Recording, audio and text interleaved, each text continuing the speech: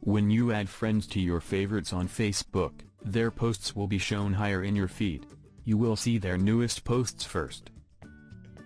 To begin, open the Facebook app on your phone.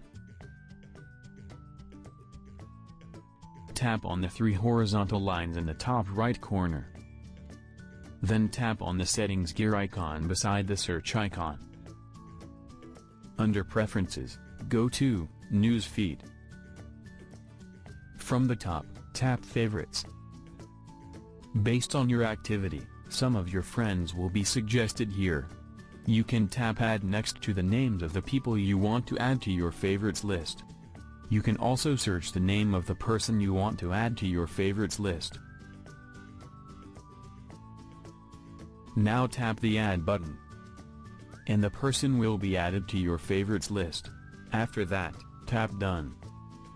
You can add up to 30 friends and pages to your favorites list. To remove any of your friends from the favorites list, tap the three dots next to the friend you want to remove. From the pop-up menu, tap Remove from Favorites, and the person will be removed from your favorites list. So in this way, you can add or remove friends from your favorites list on Facebook.